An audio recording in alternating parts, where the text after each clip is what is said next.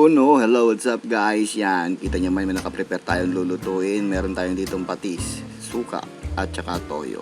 Tapos sibuyas, bawang, tsaka dugo, tsaka karne, taba ng karne, paminta, tsaka labong para may gulay tayo. Yan guys, let's go. Yan, kita nyo naman guys, yan.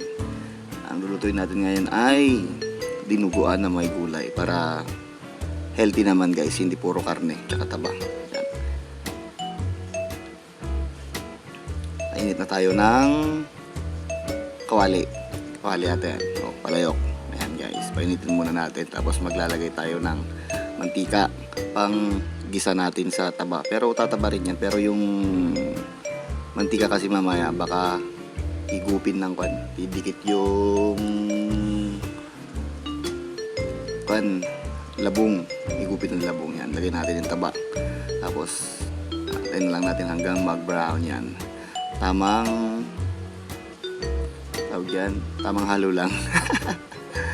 And guys, tamang halo lang tayo guys hanggang mag brown. Antayin natin guys, kasi gigisa pa natin yan para matutunaw yung taba niya. Kaya antay lang tayo guys. Yan, meron pang pa galaw-galaw na nalalaman, haluin mo na lang, kaya low fire lang yan guys, kaya hindi masyadong mabilis na para hindi siya masunog. Yun ang kagandahan dyan guys. Tapos tamang antay lang tayo guys. Tapos yan guys, nag brown na siya.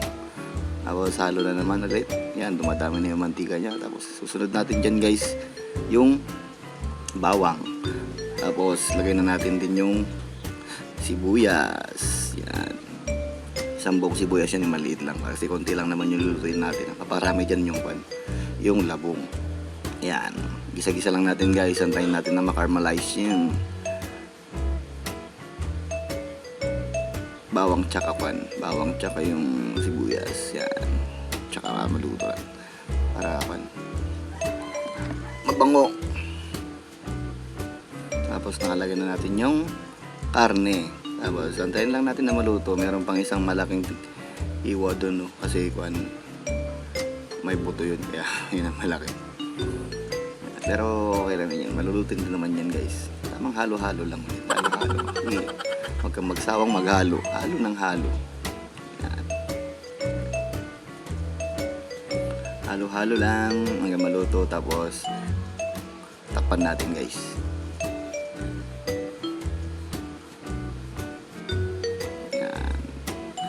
Tignan natin ulit pag naluto na. Ayan. Medyo nag white na siya guys, kasi parang na steam na siya. Tapos mamaya sunod na natin yung labong guys, para healthy naman yung lulutuin natin. Yan, tapos paghiwa-hiwalayin natin kasi nagbuhol-buhol na yan, kasi dati na siyang na slice na ganun. Kaya yun, para siyang pansit, pero labong yan guys, yung bamboo shoot. Tapos napalambot na rin yan guys, kaya iluluto na lang natin na tamang halo-halo na lang. Tapos parang gisa-gisa lang para lumambot siya, totally lumambot, kasi masarap yan. Bihira lang yan pag dito, lalo na pag walang ulan, bihira lang makakita ng ganyan. Kaya tagulan kasi ngayon, kaya marami. Tapos takpan ulit natin. Hintayin natin na maluto. Yan. Yan, medyo lumambot na siya guys. Tamang halo na lang ulit. Tapos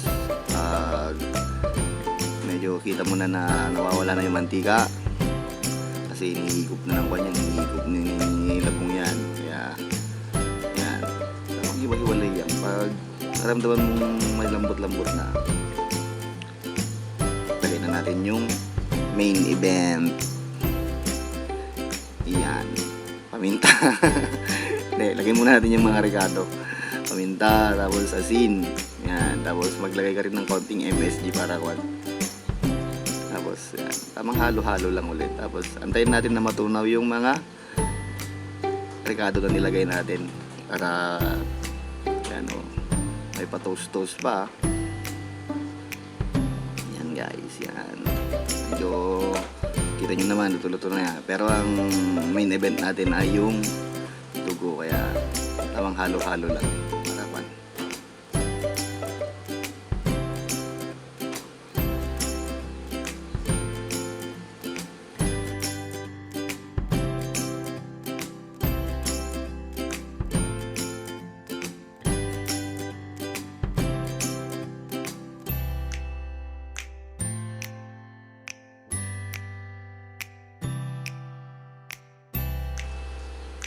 Yan, may event guys, lagyan na natin yung dugo.